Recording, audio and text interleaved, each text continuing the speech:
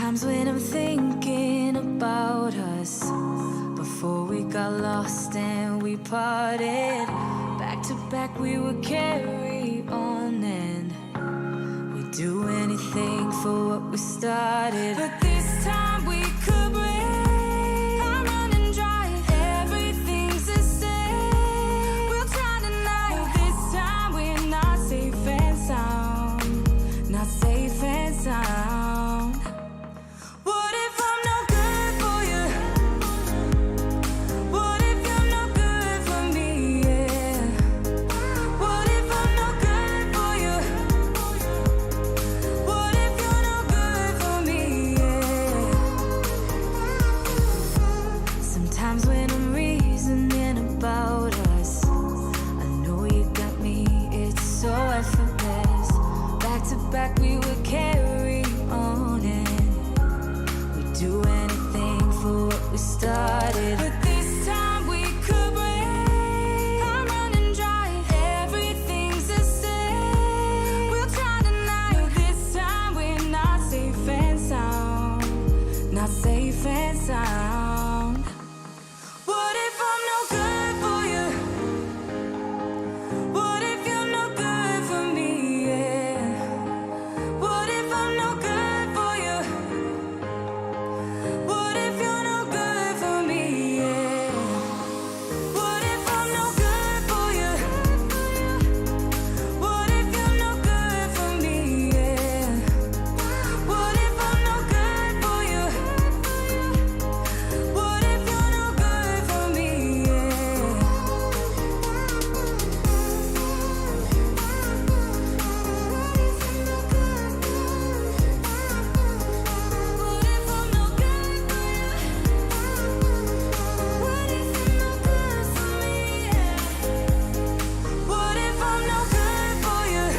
What if you're no good for me? What if I'm no good for you?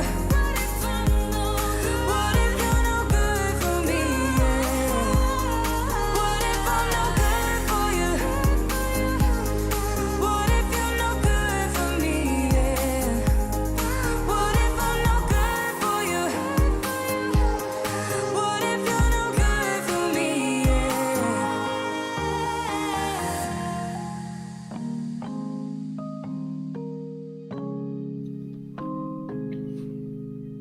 What's up, everybody? Welcome to the FPV News. It's good to be back. It's good to have you back, Blunty. Yes, we're back on a Tuesday for the news. Yes, you're settled now in your new home in Alabama. Settled-ish. I'm in a Settled-ish. spot for a while, so Yeah. Yeah. Yeah. Well, I missed you last week. I missed the news, but I missed you. I hope your drive was good. You know, uneventful. yeah, it was all Henry? right. I basically slept 3 hours and drove the rest of the way, so yeah. 20, How did 20 like 22 and a half hours, something like that, drive. That's insane. I don't know how you like just lots of caffeine. Yeah, like 6 energy drinks and my really hardcore desire to not be on the road anymore. I feel that so much. That last 8 hours was just flew by because I just had to get there. Yeah. It's weird how at the end of how many hours was it? The total trip was probably 26, 27 hours. So. Yeah. So I can't say as I've done a 27-hour trip, but I've done long trips. And like, if I was to start from today and drive to Atlanta, that's a 3-hour drive. And I'd be like, oh, 3 hours. But if I had just done 11 hours and there was only 3 to go, I'd just be like, oh, this comes out there. Yeah. We're basically there. Yeah. All righty. Well, good. I got to ask, how did Henry do being in the car for 24 hours straight? He was all right. He wasn't super excited about anything, but he had just hunkered down and made it happen. That's good. So. Not too stressed. Yeah. Is he behind you right now? Yeah, he is. For those, I mean, he doesn't actually make it onto the stream as much as he used to. So people watching the stream might not know who Henry is. That's Henry. Henry's Blunty's dog. He's a sweet boy. Yeah, he's like, what's going on? Welcome, but we are here. We are here with FPV News, and we are going to be talking about a whole bunch of news in the world of FPV. It's 2 weeks worth of news. Yeah. So we're going to start, as we usually do, with some public service announcements. Little things, not the biggest stories in the world, but important enough that if they affect you, you really are going to want to make sure you didn't miss them. And what's the first PSA we've got? Today's first one, we're going to talk about the HDZero goggles price drop. So if you didn't know, this is sort of a limited time thing. It's a 1 month price drop. So I want to make sure you're aware. They sold, we talked before about them selling their first runs out. So they sold 100 units for the beta, 550 for the production run. And then basically, they said they were excited about that, but they would like to collect a large amount of pre-orders and try to get a big order in to cut down on production costs and make everything a little easier. And to do that and facilitate that, they've decided for the next month, they're going to drop that price down to $495, I believe. Wow. That they saw the success Walksnail had with their pre-order. And they were like, I got to give you some of that action. I actually just got mine yesterday. So I haven't even started working on them yet, but I'm excited about that. A whole lot of people are going to jump on that, I think. At a $500 price, they're cheaper than Orca. They're cheaper. They're about the same price as DJI V2 goggles, a little more expensive. A little more expensive. We'll just make a note. We'll talk about Orca next week because we heard about a price drop, but we don't know what that'll be. So we'll talk about it next week when we know that price. But they are. It looks like they're trying to respond to this. But so from the 4th of this month to the 4th of next month, if you bought the goggles at $600, you also get a $105 store credit that you can use. I think that expires in 30 days. So oh wow, that's big. But make sure you use that store credit. But if you bought those, you'll get that discount. And then if you got it at a discount, you'll still get the proportional discount, which is $79 in store credit. So they're trying to help. I mean, let's face it, a business will always do everything they can to not give you back cash. Yes. Right? Unless they just absolutely have to. But it feels like they're trying to do everything they can to kind of make sure that nobody got screwed. Like the first batch of people paid too much, then they're going to feel really bad about it. And you don't want to do that. So good. Yep. Get a VTX or something. Yeah. Also, just a note here for people, we can see this on the info here from Carl, but make sure you're paying attention. The first few hundred orders will ship pretty quickly, like around January the 23rd. But if you order after that, it'll be in the order received, and they're going to be delivered around mid-March. So it is kind of a pre-order that you're doing here, but you're getting that cheaper goggle for the next month because of that. Yeah.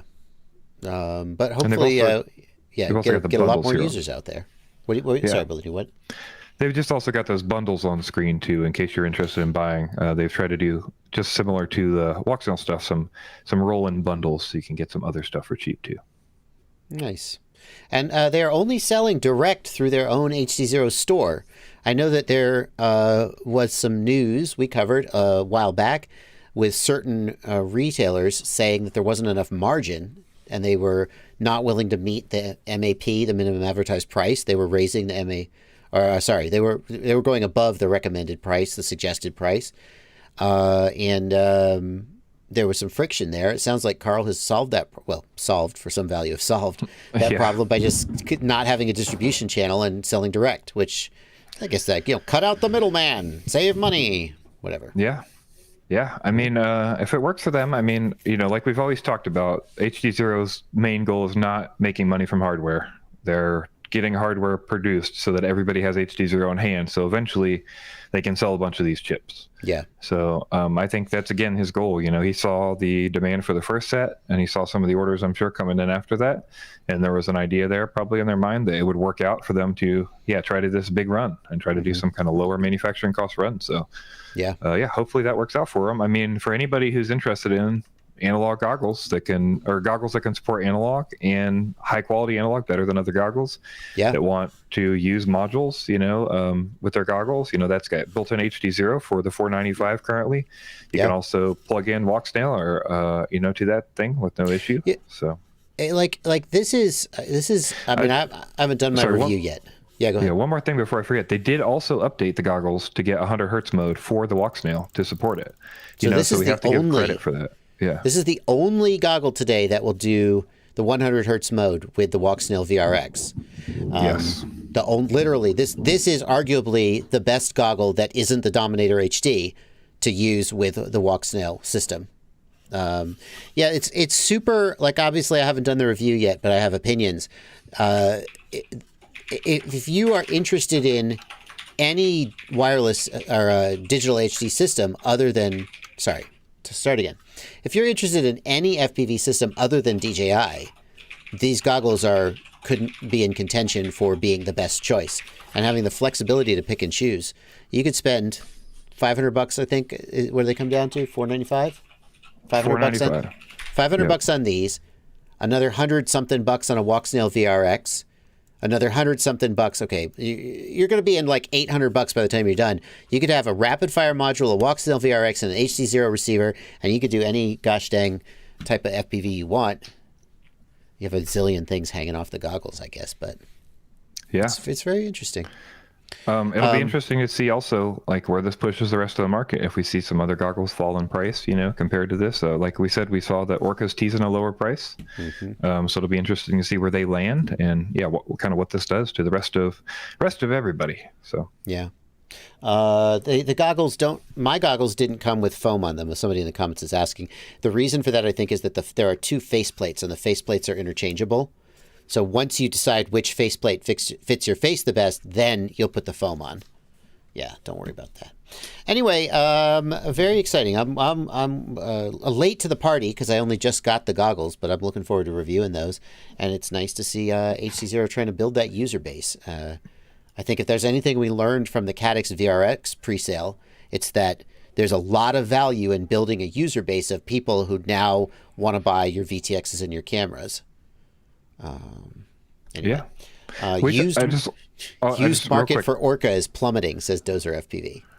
Yeah, definitely. One thing we'll just mention too, at the bottom there, Carl mentions that they do have a warranty for these. So if you have a problem, you can immediately exchange within 7 days if they're new condition, basically, if you didn't do it. Also, the optic modules warranty for 6 months. That's basically what DJI does too. The screens are 6 months, and everything else is 2 years. So that's pretty equivalent to DJI. And they do have repair centers in China, Germany, and in the US now. That's a huge draw. I want to give them a shout out for that. Yeah. That's always been a huge draw of Fat Shark to me, is the repair center. So nice that they've done that. This is what peak performance looks like, guys. You may not like it, but this is what peak performance looks like. Okay? Oh my gosh.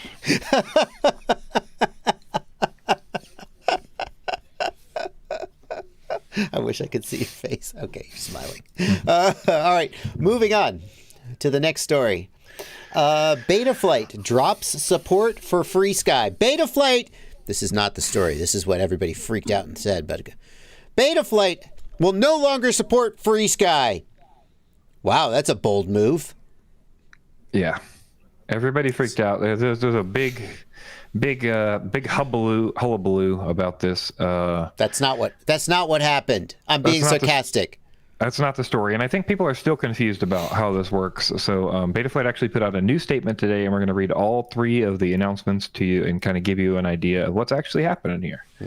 So the first couple we have here, we've got one from Hashlingus, and he basically says that so this is the original announcement. Basically, FrSky's had a history of problems. It was difficult with 2.0 ACCST after access. There were more versions. It was a mess. We should end this confusion as the protocols are no longer maintained as developers move to the latest hardware. The good news is we have alternatives. We have learned to avoid SPI to implement receiver hardware as UART is recommended. And then I didn't read the part where he says, requests for solving the situation do not result in any solution. We have decided to discontinue support for FrSky related receiver protocols. Okay, and what he meant was SPI protocols, like tiny whoop flight controllers with built-in receivers that run off the SPI bus. And the reason for that is that SPI receiver code has to be built into Betaflight itself. Yes. And so the Betaflight devs have to maintain it. And it sounds like what he's saying is that we don't really have anything against FrSky. It's just that none of us are flying FrSky anymore, and so nobody's maintaining it. Yes, that seems to be pretty much the case, and obviously FrSky is not interested in maintaining it.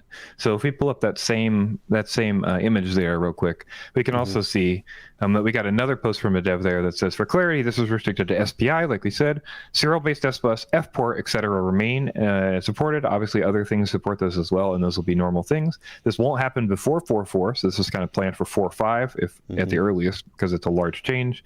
Is to give as much notice as possible, and who knows, FrSky might just work with us. Obviously, that's probably not likely to happen, but that was kind of where it was at. However, today we got a new post, and I think this clarifies for people, because it maybe was a little up in the air, confusing. A lot of people were like, "This is hard happening. They're dropping FrSky support. Well, people it's done and over with." Yeah, people were messaging me, and they were like, "Betaflight's dropping support for FrSky," and I was like, "Really?" Yeah. And I was like, if that's true, what could motivate them to do that on some level? I was like, oh my God, the world, something interesting happened today. And then I went and read the message and was like, oh, it's not nearly as interesting as it sounded. So now they're trying to set the record straight. Yeah, now I think this pretty much clarifies and also provides a path forward for people here. So Betaflight's open source. Obviously, people have to communicate, support, do contributions, and maintain stuff for stuff to happen. So recently, an announcement was made for FrSky compatible SPI receivers, as those found in many Whoop boards. That's the CC2500 SPI chip. No support is provided from FrSky, like we talked about, because these are not built or endorsed by FrSky. However, unlike ExpressLRS, we do not have a community supporting this hardware either, as we alluded to earlier. FrSky SPI code will continue to be a part of Betaflight, but we do not recommend these protocols due to their lack of support. The CC2500 chip can also run Redpine, but in the longer term, we recommend Whoop racers and other SPI board owners upgrade to ExpressLRS. The level of support and dedication to performance and flight safety from their team is excellent. To clarify, FrSky SPI support only affects AIO boards with the FrSky SPI RX built into the board. That's the CC2500. Most of them can continue using a UART. Use of S-Bus, F-port, and other UART protocols are not affected at all. So this code will continue to be included in Betaflight through 4.4, but will be reconsidered for inclusion in 4.5. Not totally gone, if maintainers are found. So this is sort of a shout out too, that this is what I wanted to point out to people. If you're interested in maintaining this, maybe it won't take too much maintenance. I'm not a coder. I don't know how any of this looks or what the changes look like from major versions. But if you're interested in maintaining this, I think Betaflight's happy to keep it. It's not really a code issue. It's not a space issue. This is specifically with the new cloud builds. If it was a space issue, the cloud builds solve the space issue. This is specifically just, there's no maintenance for this, and nobody's really supporting it, and they're just trying to shift everybody over to supported, chips and supported protocols. So this points out one of the things that I personally find most compelling about ExpressLRS, which is the degree of action. Like, it's the devs are so active. They've got their hands in it all the time. And that means it moves fast, which some people find really annoying and frustrating. I don't mind that. But it's just nice to know that whatever new shit Betaflight cooks up, or KISS cooks up, or iNav cooks up, the ExpressLRS devs are like, yeah, we're on it. We're doing it. And I don't know. I mean, eventually all open source projects run their course, and maybe devs lose interest. I don't know. Betaflight hasn't done that for a while, but knock on wood. So I'm not saying that's going to be true forever, but at least today, it's just, that's where the action is. That's where the development's happening, and it's kind of exciting to know that. Yeah, absolutely. So, considering if the same thing is happening for 3, 6, 9 months, however long it'll be till we get C4, 5, because 4.4 is not even out yet officially. So yeah, if we don't see any maintenance by then, we'll see it dropped. But if not, we might see it still stick around. And yeah, that's where it's at. So you don't have to freak out. Not a big change, but I think it is a change that's positive for the community. Again, if nobody's maintaining it and it's just harder and harder to work with, I think I've personally seen a lot of that stuff trying to make those FrSky boards work. Sometimes you have to use there's a CLI command to set the right values to change the values in the binding code to make it work with some radios and stuff. So it's always been a little bit kludgy. It's always been a little bit kludgy. I'm not sure when SPI-based receivers, there was a time when I saw them as the sort of only way to get an onboard receiver. And I was like, okay, well, I guess that's just how you do it. But I since learned that you could just do it with a serial-based receiver. And I know that SPI theoretically has lower latency, but it just doesn't seem like it's worth it to combine code that way, to put the FrSky or ExpressLRS code into Betaflight and have those two projects depend on each other like that. Just seems like that's not the best way to do it. Sounds like the devs agree. I think eventually, the goal is to go to UART for everything. But at least SPI ExpressLRS has support. All right. Next up, so another piece of Betaflight news, Blunty, about Betaflight documentation. Yeah, so I talked to the documentation team today, a couple guys from the documentation team, and they sent over some info. We wanted to show you what the new Betaflight documentation might look like. So there's a little broken out page here from where you're going to hit when you go there, and then if you click on Wiki up there, you can go to a couple of the other pages here. So if you click on Configurator on the left, you can get an idea of what those might look like. So you can click on like Setup tab and see some settings for how the Setup tab is and what each thing does. Basically just a harder, firmer kind of documentation for the configurator and stuff. Interesting. I swear a wiki already exists, like a Betaflight wiki already exists. Yeah, it's just not. This is basically a facelift / total kind of consolidation / all that kind of stuff. So okay, yeah. Are they presumably looking for volunteers? Yes. So we were also going to give a shout out. It's pretty early, but they're actively working on this constantly. And if you go over to the Betaflight Discord, which we've got linked in the show notes, you can go to the #documentation channel, and they'll be happy to help you out. Okay. Well, if you know how to write technical documentation, I'm sure your skills would be much appreciated. Okay, well, now it's time for my personal favorite part of the night, when we get to our very first DJI story. Yeah, give me that DJI news. Yes, it is the DJI story, and the only DJI story we have this week. What, just one? Just one. I know, it's crazy. Oh, my God.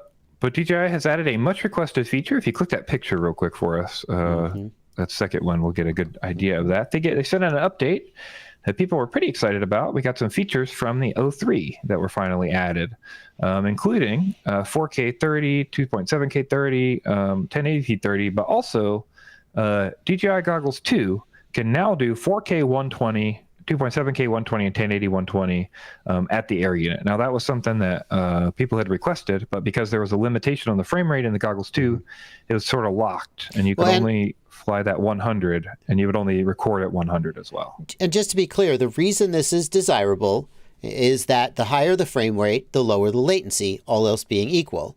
That frame timing adds to the latency of the link. And so, for example, the V2 goggles, which can do 120 frames per second, but only at 810p resolution, they have lower latency than the Goggles 2, which do 100 frames per second. So when DJI said we've got this new firmware and it does 4K 120, so basically the workaround is that you set your 03 air unit to 2.7K 100 frames per second, and that gets you lower latency. Yay! So now that they can do no, you get the same latency with 4K 100, can't you? Yes. Why do I run 2.7K? It's because I use 4:3 aspect ratio. That's why. Sorry, I might be incorrect. For some reason I thought the 4Ks were all 60 frames, but that might be wrong. Could it not do 4K 100? I think it could record 4K 100, but I'm not sure if you get 100 in the goggle. That might be something I was confused about. I don't have an 03. I think it can do anyway. Regardless, we're off track. The issue is now they've added these 120 modes. However, you got to consider that when you pick 4K 120 now to record in that 120, you're actually only getting the 60 hertz mode in the goggles. Right, because they can't defy physics. If they had enough bandwidth in the link to do 4K 120 to the goggles, they would. Well, it's not 4K 120. It's 10. That's it. It's always 1080 to the goggles, Blunty. Sure. Yes, it's 1080 120, and they can't do that. They can't do 1080 120. So this firmware didn't suddenly change physics. They cheated a little bit. Yeah. A little bit. They're basically sending half the frames or however it works out. You're getting that 60 hertz instead of them trying to find some way to give you 100 of the 120 frames like actively. Right. You're just getting that 60 hertz higher latency mode when you record in 4K 120 on Goggles 2. Right. I don't disagree with this decision.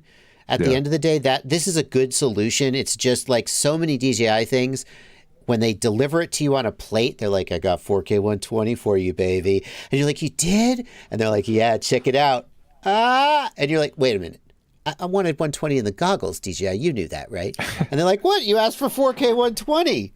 You do have the ability to record at 4K 120 if you want to do 1/4 speed slow-mo at 30 frames per second. Do it. But you're only going to get 60 FPS in the goggles, and the latency is pretty trash. So, damn. There you go, though. Yeah, and we just wanted to shout out, I put the link to Chris Rosser's video where he did this testing, and that's how I got this information from Mr. Chris Rosser. The other thing we wanted to mention is in that update, a lot of people were asking for Decentralized 10-bit, and they did add that as well. Yeah. So we do have to give them a shout out for adding that 10-bit. I wonder if 10-bit will help increase the usable dynamic range of the camera. Unfortunately, I have so many freaking things to work on right now that I may not get to that for a minute, but there you go. People in the chat are asking, why can't we just do 120 frames per second but only display 100? Because anytime you don't have like an even multiple of the frame rate, then you have to you get jitter, you get all kinds of problems. So if you go from 120 down to 60, very easy, just transmit every other frame, done.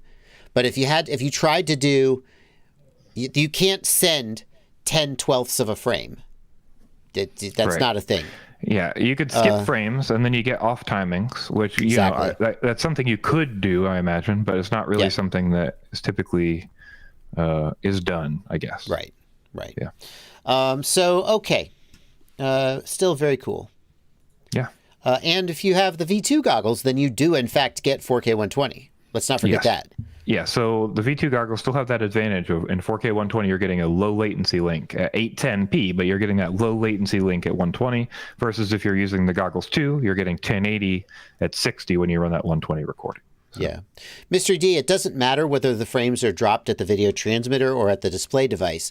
At the end of the day, you would have to drop 2 out of every 12 frames, and that would create jitter and sync issues, and it's probably dropping... I don't know. It's 1 out of every 6 frames, basically. It would get weird. It's just not the right way to handle video frames is the bottom line. I think most people would agree. Yeah. Okay, continuing on. We got DJI, we got HDZero. Now it's time for the Walksnail news. We're just making the rounds. Round it out. So Walksnail VTXs, we wanted to let you know. I got this information from MadsTech and from Facebook, but MadsTech kind of confirmed it for me in his live stream that he did, and we've got a link to that in the show notes. But yeah, we see in the picture here, Walksnail has started removing the integrated heat spreader, integrated heat sink, whatever you want to call it, that normally comes to protect these chips. And MadsTech points out in his, his estimation that basically this is to improve cooling because the IHS on these are essentially protection for the chip and they're not necessarily cooling for the chip. So it's like not the most efficient cooling. It actually makes cooling worse if you have airflow across the top of the chip. It's actually for protecting the chip. It holds heat in because it's not as conductive as just having the air blow right on the chip. Yeah. Well, wait, but if the but IHS... the chip is exposed otherwise. Yeah. It's for physical protection from damage to the chip. I see. Yeah. It's more about shielding it from impacts and shocks than but it makes the heat performance worse. Doesn't it? I mean, it might slow down the transmission of heat away from the board, but it also adds thermal mass. So I've been hearing from people who say that if you remove the heat spreader, it like goes into thermal shutdown like in 30 seconds. Just boom, it's right into thermal shutdown. Yeah, so you just got to fly. You don't have any capacity for sitting there because you're not building into some heat sink at all. Yeah. So, yeah. I was really confused because when I got my 1S VTX, it had the heat spreader on, and MadsTech had the heat spreader off, and the weight, it's like 1.5 to as much as 2 grams. I don't know the exact weight, but that's what I've seen people throw around. That's a substantial amount of weight saved, and I was confused why they shipped mine with the heat spreader on and his with the heat spreader off but I just reviewed it as it is. Now it sounds like they're pulling them off in the factory, and mine was the oddball out. Yeah, the other odd thing we're seeing is that they are leaving on the thermal paste. I'm not really sure why. Well, they're just popping them off and not taking the time to clean it. It's pure laziness. Well, we should call out pure laziness because that seems pretty rough for people. But yeah, you've got to get something. And now you're gonna. I see. Now you're gonna cut somebody a break. Sorry to interrupt you. You're not. Hey, Blunty, when have you shied away from calling a spade a spade? It's laziness. Come on, Blunty. You're the good cop today. Okay, fine. Yeah. I mean, it's definitely not positive. You can't just alcohol the stuff off typically. I mean, you can, but it takes some work. And well, that's why they're not doing it. Yeah. Yeah, you just answered your own question. It's a pain in the ass to clean it up. Yep. So we are seeing people are saying we're seeing some normal VTXs shipped, but I think a lot of them are going to be shipping with that heat spreader popped off. So yeah, and if you get it with the heat spreader on, you can pop it off if you want to save a couple extra grams. But if you F it up, it's on you. Well, there's not like much chance of effing it up unless you're like kind of a bonehead about it. It seems like there's no glue; it's just heat sink, or it's just thermal paste on there. Yeah. So why not just not put it on to begin with? I'm guessing. Yeah, they're getting it shipped to them like that. That's 100% the case. Or they have a bunch assembled like that. We'll find out, I guess, after some time. Maybe there's some back batch or something, right? Because, like, presumably. Oh, I see. No, look at it. Look at it, Blunty. This whole IC, that's the IC that they're buying. Right. I bet it comes from the manufacturer with the heat spreader pre-installed. Yeah, I just wonder if they decided halfway through a batch to do that. Maybe they can order them next time without the heat spreader or something. Maybe. Yeah. Yeah. Okay. All righty. Great. Next up, we got some Rotor Riot news. I don't know if it matters, but I should say that I'm a Rotor Riot cast member. I do appear on Rotor Riot. And, once every so often when I actually appear in episodes, Rotor Riot pays me money. Oh, look at me being all ethical. Let's talk shit about Rotor Riot now that we got that out of the way. Okay. So basically, this is a remote ID story. We're going to talk about a little bit about remote ID in the USA. So basically the prompt for this that I saw this was through XJet's video. XJet called this out for us. And then I saw this in a bunch of other places, basically. But basically, what happened here is we talked about this before. As of December 16th, which was the delayed date for the U.S., manufacturers were required to include remote ID, standard remote ID. So built-in remote ID without the ability to disable it, and that's always on, inside of their drones if they sold them as complete drones. Complete kit isn't really defined, but complete kit is typically understood as everything's here, and everything's here to build to fly the quad. You just take it out of the box, bind it, and you get to fly it away. It's got all the pieces and parts and components. In other words, this. Right. Exactly. Yeah. Now, if I were to, do I not have the option to do plug and play? I don't. If there was a plug and play option that left the receiver out, arguably that would not be a complete kit or a complete drone. But this right now, if I hit add to cart, the FAA thinks this needs to have remote ID on it, is what you're saying. That is correct. So now basically Rotor Riot has decided to play the basically definition sold as card. So this is something we discussed in private with a couple different, I was discussing private with a couple different people as an option that maybe people could do. And Rotor Riot has decided to test this. So if you scroll down, there's a remote ID section. Keep going there. There's another remote ID that's section. The regulatory notice. Hold on, let me zoom in here so people can read it. There we go. And this, by the way, this regulatory notice about the ham license, because it's similar to what we're going to see in just a second. This basically flies. This seems to fly. Whatever the letter of the law is, people who sell video transmitters in the USA, they all put this notice, and generally I think that as long as the video transmitters are not like blatantly, like a 1.2 gigahertz or something that's not in a frequency it should be in, as long as it's a 5 gigahertz VTX, this seems to work.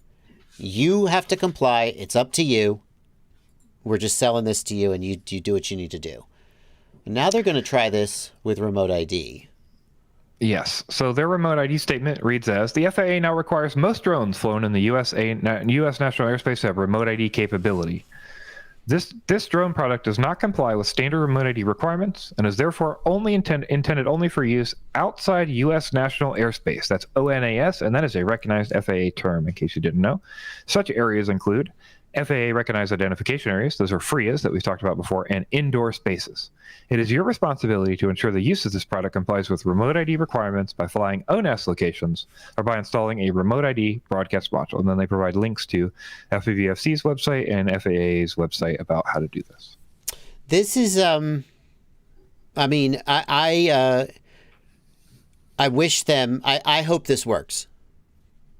And for anybody who says, you know, Rotor Riot is in bed with the FAA or all that BS I'm not going to repeat. Well, here they are putting themselves out there. Obviously, if they can't sell binded flies, their whole company is in trouble. So, like, it's not like they're doing it out of self-interest. There's nothing wrong with that. But I don't think I don't feel like this would stand up in court. I hope it does. I should shut up so I don't give the lawyers any idea. They don't need me to give them ideas. They're smarter than me. I think this is totally up to the discretion of the FAA. Like, you know what I mean? This is like I don't think this is outright wrong or right. I think this is totally up to how the FAA decides and how much they care about enforcement and how much they care about manufacturers producing drones that violate the rules, basically. Because like in cannabis, you know, I worked in cannabis for a long time. One of the things you could do for a while is label something not for, I think it was not for ingestion or something like that. Essentially, you could label something and say you can't ingest this. It's only for topical use. But you would sell it and people would smoke it anyway, and everybody knew what it was. But you're labeling it for non-oral use, essentially. I mean, you're not wrong that that's an interesting example. It's an interesting example that actually I've heard other people use examples of like other examples that I thought maybe weren't as good, but that's a good one because there's if you're selling a light kit for a car, right? And you put on the label for off-road use only because it's not legal on the roads.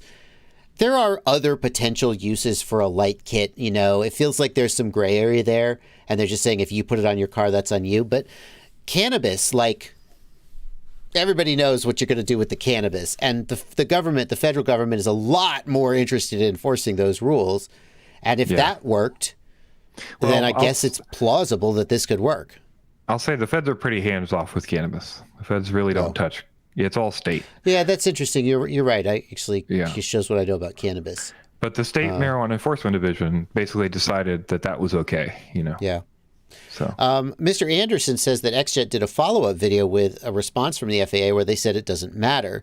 And that's my read. Like, if you read, obviously when dealing with government regulatory bodies, it's always up to the discretion of the regulatory body how they decide to enforce it and which way they decide to go. So there's a lot of wiggle room. Here's the problem. Though. I agree with that. But at the same time, if they took the FAA to court over this, where is the definition of a complete kit? Where is the definition of what has to come with that drone? Right. I've discussed this with Dave Messina and probably by proxy you. I agree that exists. That's a separate issue, though. Right here, they're not challenging the complete kit. Yeah, but the complete kit will be challenged at the time of which they have a lawsuit. Or, you know, when they're asked to take down their drone. Like that's where then they'll make that argument. Yes, that's the argument that I would make. Like, to me, here's what I'm going to say. How can you decide, you know, essentially you're saying any item in the United States sold with drone motors, you know what I mean? Like, but it's an arbitrary set of things we don't know. You know, like what I'm saying is, how do we know that this even applies to them? You know, other than their admission of saying it doesn't apply. You know what I'm saying? Here's my thought about that, though, Blunty. That's not the angle that they're taking. I think that's I think that's a more valid angle. Like you could say the FAA requires all complete kits to have remote ID built in. This drone is not a complete kit because it is sold without prop nuts, and without prop nuts, it cannot fly. Therefore, this is not a complete kit. And so it doesn't need to have remote ID. Once you put the prop nuts on it, you will have completed construction, and it is your responsibility to put remote ID on it if you fly it in the national airspace. Now, I think that argument also probably would get challenged by the FAA, but I think it would be consistent with my reading, at least, of the regulations. Yeah, I think I'm more going for like, you know, there's a requirement to make, you know, first of all, I think it's weird that they wrote the text like this. I think the text should have been written as manufacturer's requirements. It's very odd to put any onus on a responsibility of a user. Like I sort of get what they're going for, but I don't think it's worded very well. I think I probably would have said the FAA requires all manufacturers that produce UAS, to have remote ID capability, The FAA loves education, though. So if they had said, this drone, once you complete this drone, the FAA would like you to put a remote ID module on it if you fly it in the national airspace. Right. The FAA would love that. Right. But the other thing I can't help but notice is that FRIAs are in the national airspace. They're just exempt from the remote ID requirement. So they're just factually incorrect by saying that FRIAs are outside the national airspace. Am I wrong about that? Yeah, I don't think FRIAs are outside of the ONAS or considered ONAS. Yeah. I mean, I think there's some world where you could live in where you say, like you said, you make a different argument. But my different argument is this is not a UAS. This is a collection of electronics, and you're deciding this is a UAS arbitrarily. That's sort of it's the same idea. Like you're saying that it's in my thing was always to say indoor use only and not even include ONAS. Just say indoor use only, because there's nothing you can say to show that I sold this for outdoor use. Because you're trying to regulate products that you can't regulate, because the FAA only has the right to regulate products that are in the national airspace. That's the problem. Right? So that's an interesting.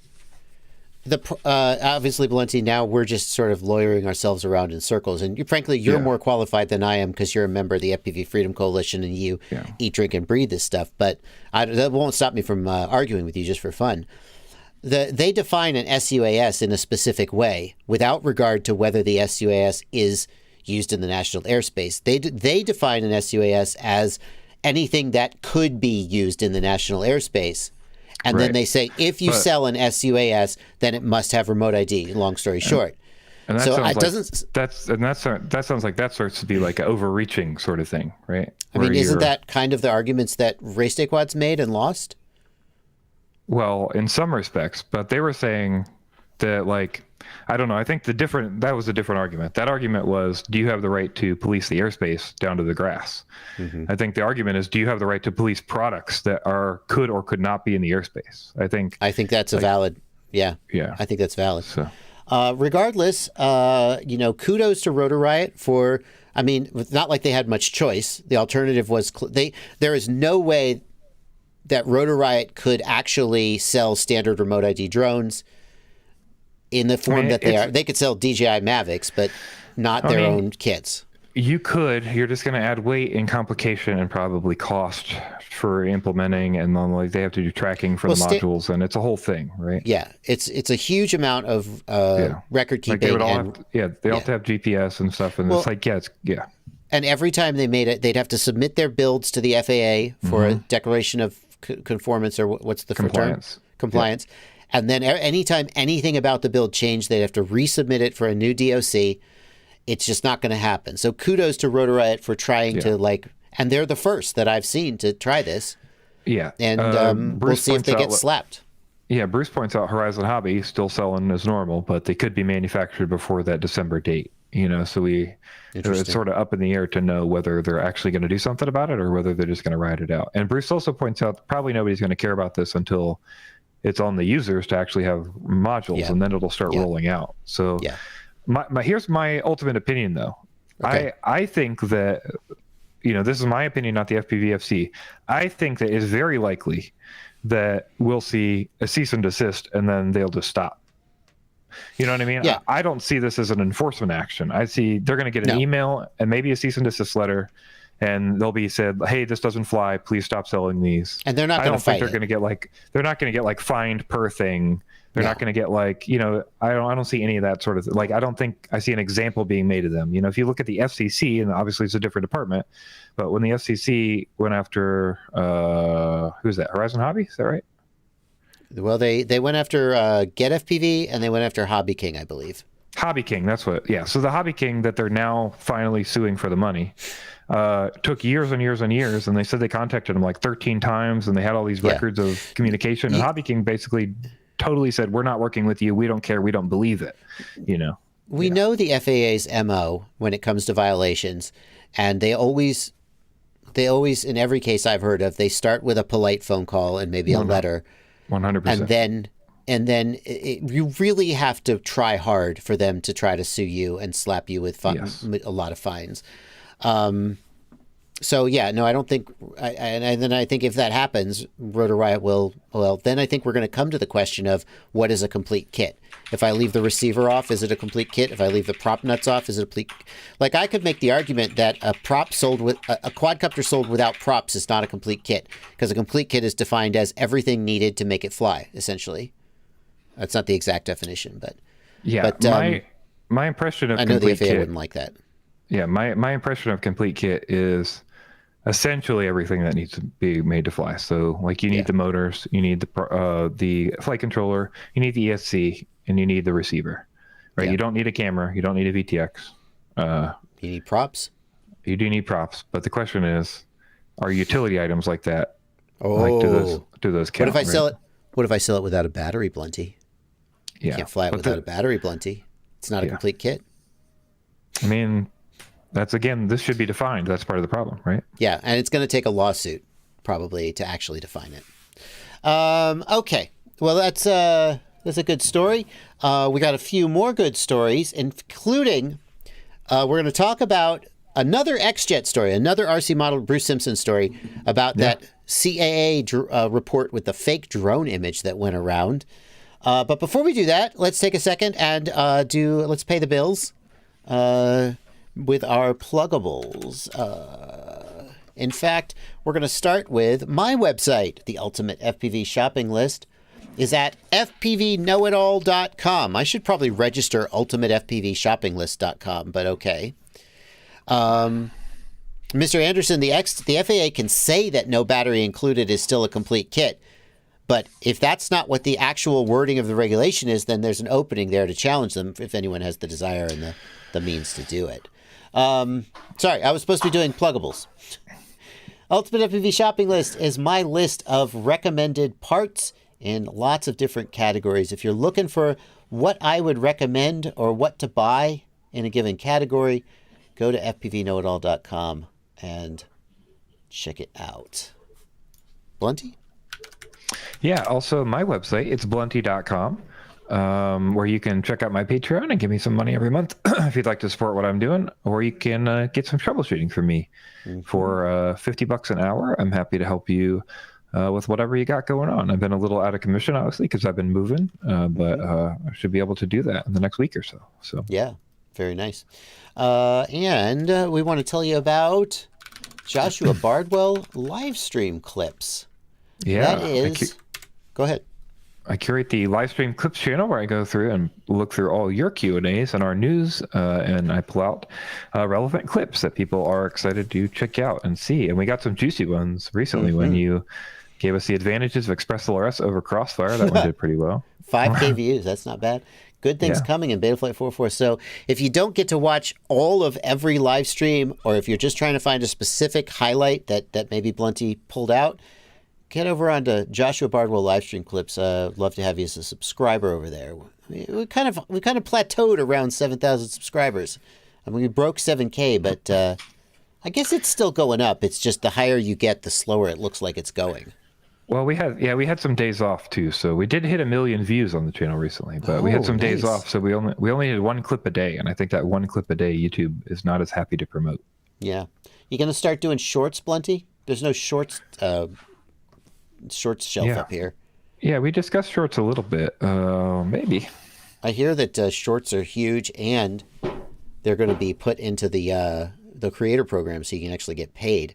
Here's my thing.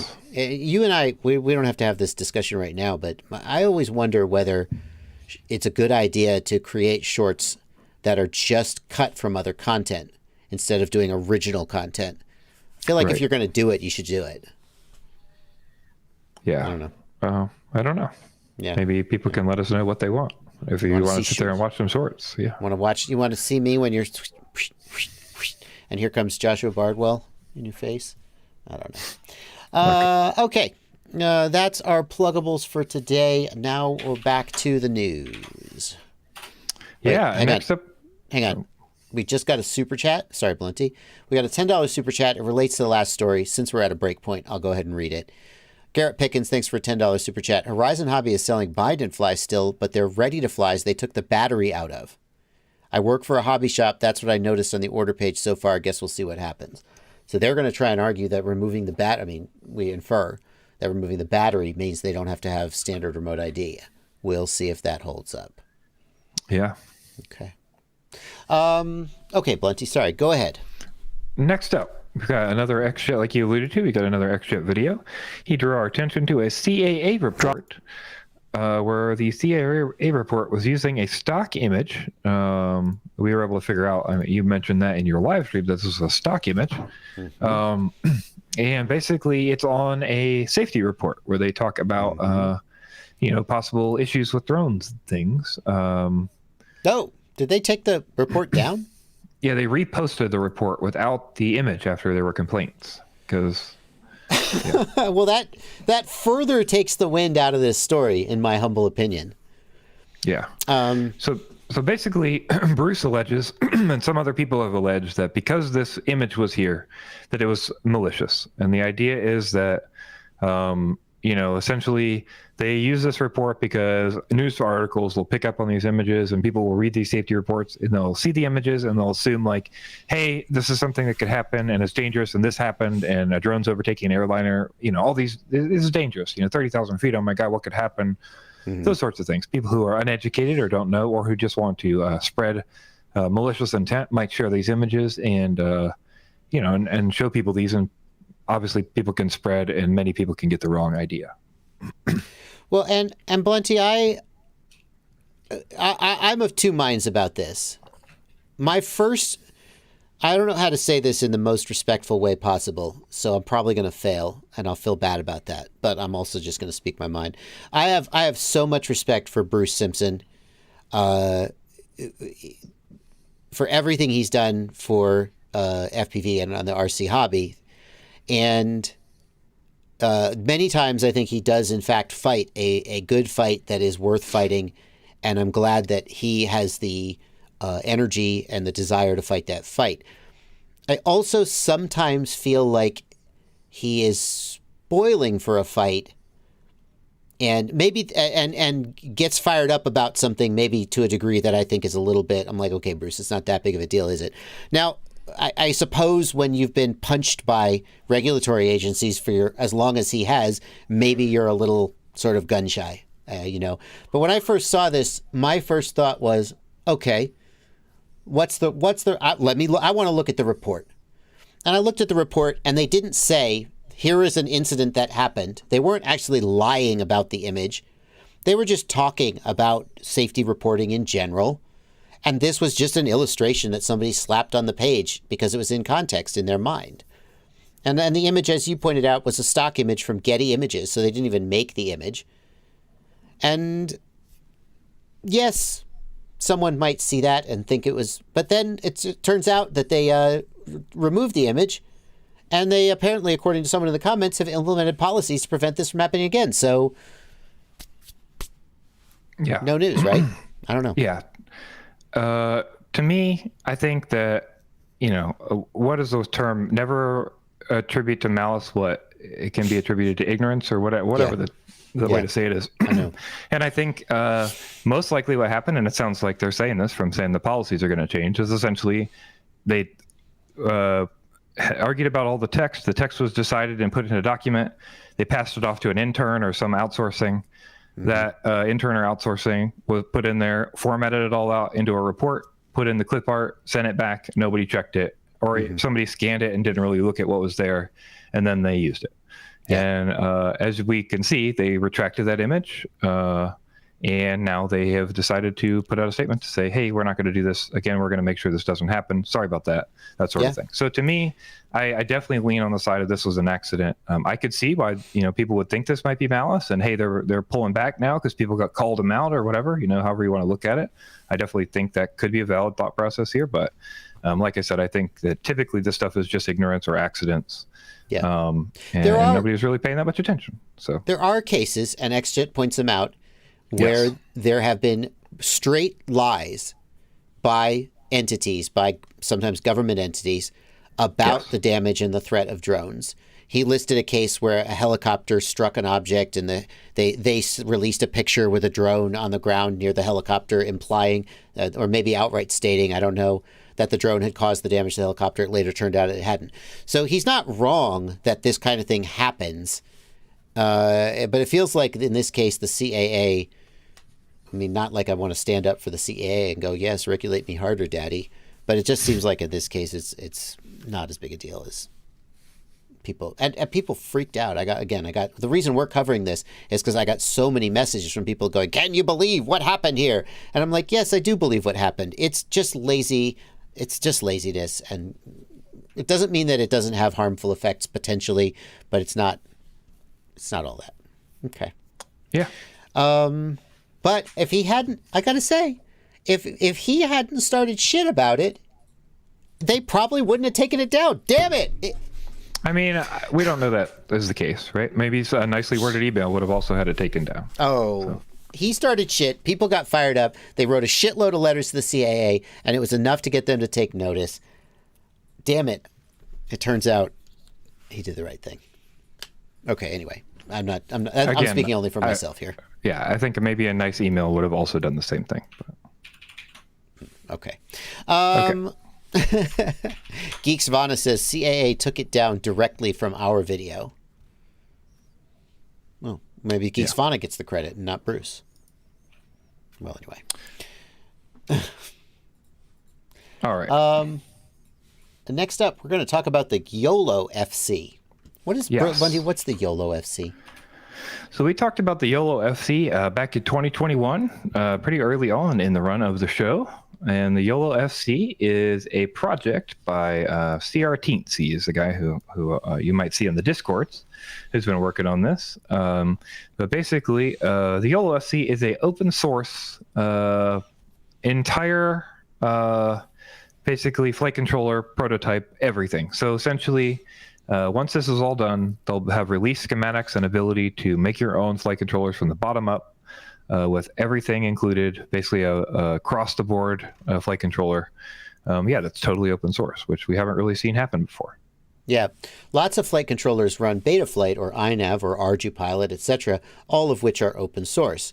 But that's just the software. And it doesn't happen often, but occasionally someone reaches out to me and says, you know what, I want to design my own flight controller. Where can I get started learning about? Like, I need schematics.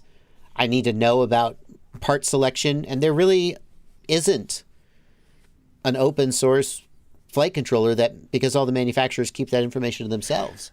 Yeah, there's a couple examples, I believe, of older ones or ones with a lot of different components, but if you look at something traditionally FPV, sort of modern, there's nothing like that I am aware of that you can get easy access to. But in this case, you can. So it's got about 1 million bells and whistles, and previously they raised, I believe, 2,500 euros. They hit over that now, they're 3,180 euros. But we are letting you know that basically they went through and started building some of those prototypes. So if you scroll down to the updates section, we can see the updates they've given us.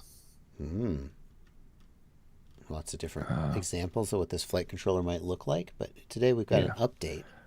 Yeah, if you scroll down a little more, you can see all those updates, and then older updates. Is that what I'm looking for? Yeah. So if we scroll down a few here, we can see that they've been assembling these boards essentially. So they've got the Yolo H7 going now. They've got the F7 2 to 6S. They've been staging these kind of over time, and the Yolo F7 1 to 3S. So they've flown the 1 to 3S. They're about to fly this 2 to 6S, and they're having some trouble with the H7. They need Betaflight support for some of the features in the H7 processors they've chosen, but they're also working through that.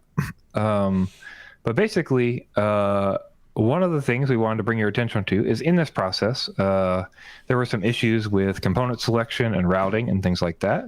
And essentially, the build ended up being bigger than they thought it was going to be based on what they had to do for the build. So the build's still happening, but they are asking for some more money. So if you are interested in supporting this open source flight controller, you are welcome to go donate to these guys who have shown constant progress here. It's been almost 2 years, and they've done constant work on it the whole time, and they've provided updates and everything, so you can see it's actually happening. we just wanted to give you that update. Specifically from CRTNC, he let me know the reason for the higher funding goal assembly was more expensive than expected. It was our fault because we accidentally excluded paste data for some components. This was spotted after parts were placed but not soldered. They had to remove everything again, clean PCBs, modify placement, redo everything. A lot of expensive manual work. The error didn't break the FCs. They were manual fixes he was able to do. But yeah, there's just some extra work there. So if you can help out, that would be cool. So yeah. Okay. There's a link in the video description in the show notes where you can donate. Exciting. And that brings us not to the end of the show, but to our last segment called It's Barely News. These are just quick stories that we thought were worth showing you, but don't have a lot to say about. And the first one, I'm annoyed at this first one, Blunty. I'm annoyed at this first one. And here's why. It's a Dremel helicopter, Dremel whatever. Listen. Rotor Riot Dremel drone. Get ready. I was in this episode. And so, yeah.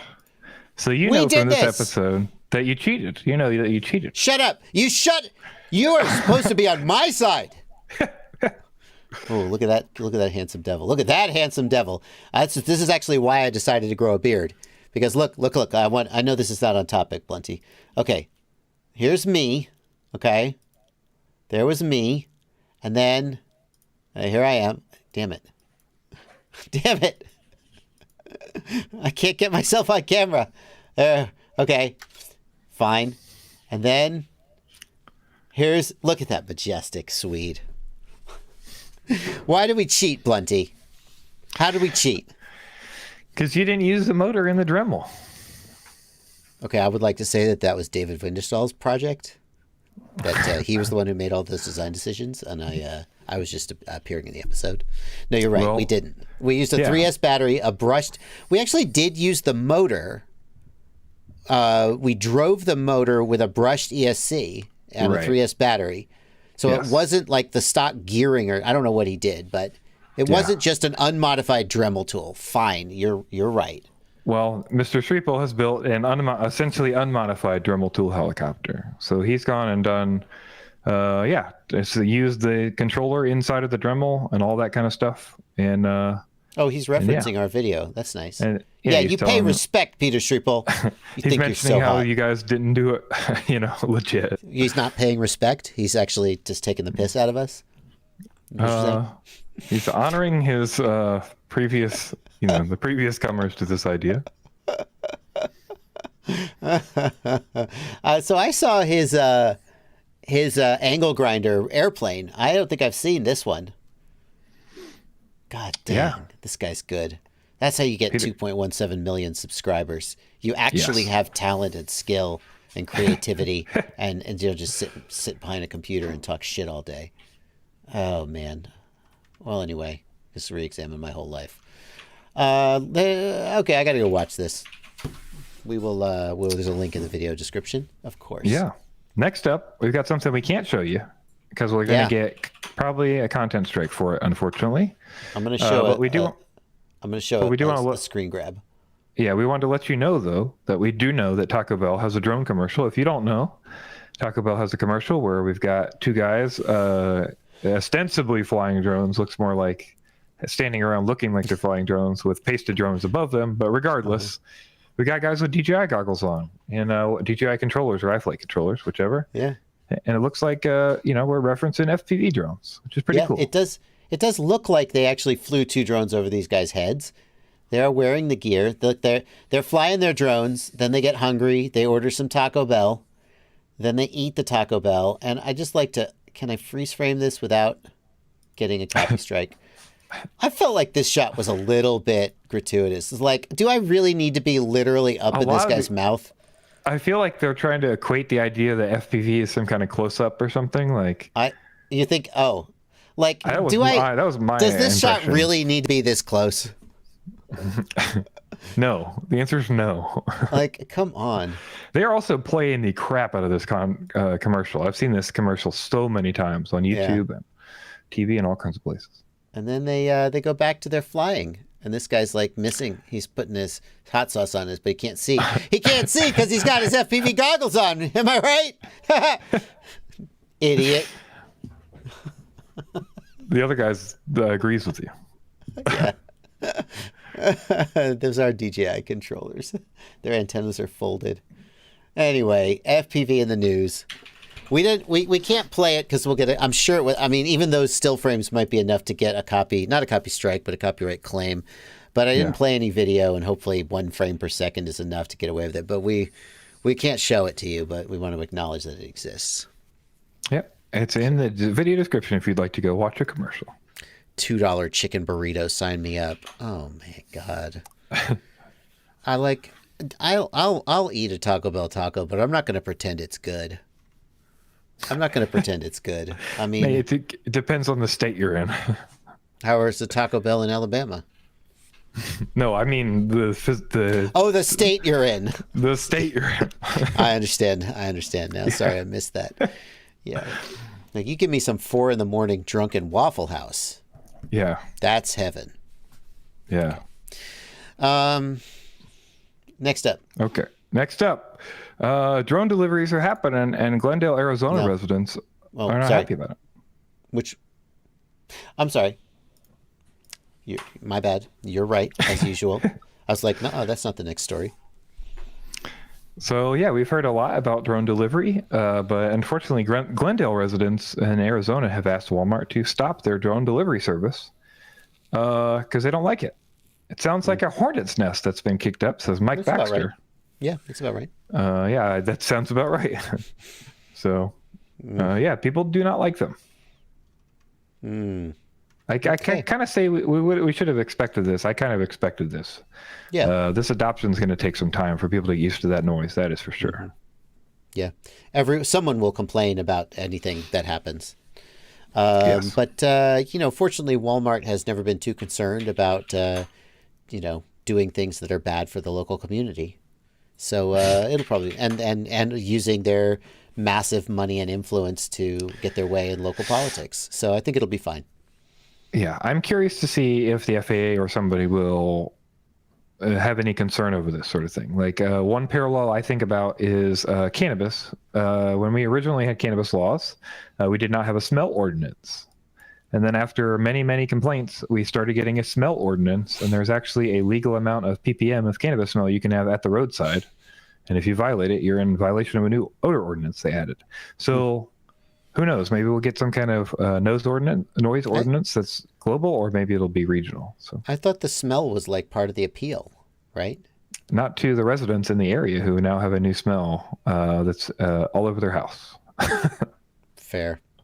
Yeah. From what? From like a dispensary, or just from their neighbors smoking? Or from a grow. Yeah, or typically it's grows. You're saying, pardon me for being so naive. You're saying that when you're not smoking it and you just have plants growing in a field, it makes a cannabis smell. Yes, and it's a very distinct smell. Yeah, it's a growing cannabis smell versus a smoking cannabis smell. Yeah. Oh, it sounds like I'm curious. Well, if anybody wants to send me some cannabis plants so I can smell them, don't do that. don't. That's just that would be very bad. Yes. Okay. Okay. Next up, we talked before about the drone light show record, and we talked about the fact I believe IBM had the drone light show record at 1,000 drones in the air. And Sky Elements Drone Shows has decided to one-up them literally by one. And they've put 1,001 drones into the air, breaking the drone record.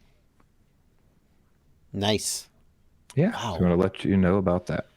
And the next company will do it with 1,002. Yes. You can surprisingly get some cool images when you got 1,000 drones. Yeah. I bet. Oh, here's an FPV shot. Nice. Always like to see that.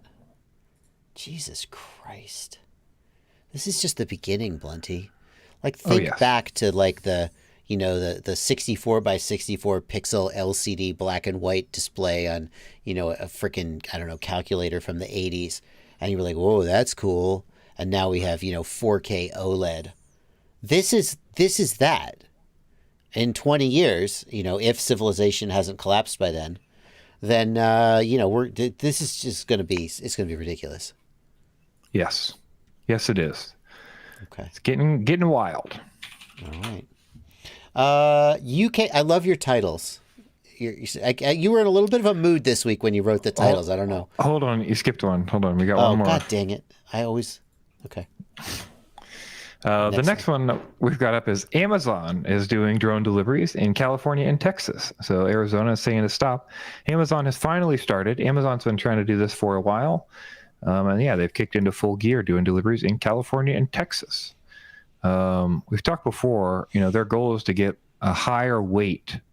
So right now they've got 5 pounds is the number for their weight, which is respectable. Yeah, that was the goal they were trying to get to.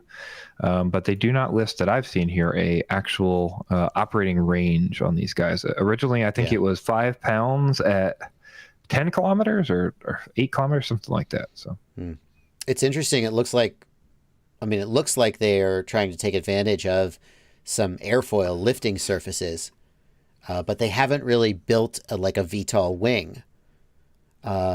So it's kind of hard to understand what's going on here, to be honest with you. It looks like it's in forward flight, right? Yes. Clearly looks like it's in forward flight. Interesting. Yep. I believe it picks up like a VTOL and then turns and flies. Yeah. But those don't look like they're big enough to provide much lift. So, all right. Next up, UK drone pilot pleads guilty to being an idiot. Yeah, pretty much. That's pretty much what happened. Unfortunately, this guy was stupid, and they have evidence of it, and he pleaded guilty. He basically flew during an air show right next to... During an air show? Yes. And he flew next to a Memorial Flight Hurricane plane. Just really, really dumb stuff. There was a TFR, or what they call it, a TAR over there. It's very dumb. Very, very dumb. Yeah. Well, even if there isn't a flight restriction, don't fly next to a full-scale aircraft without coordination with the pilot. Yeah. Right? It seems pretty easy. It seems pretty easy. So. 20,000 people were watching him do this. So I just want to point that out. So you're saying there were witnesses? Yes. Very much so. Next up, we've got a cool little project we wanted to point out, which was from CB Unmanned. And these are flight controllers with a special edition. These have integrated Raspberry Pi compute modules. Yeah. I wanted to cover this story. We don't have a lot to say about it because most of the technical details are I just nod along and go, oh, it sounds interesting. It's just cool to see somebody breaking the mold with flight controllers.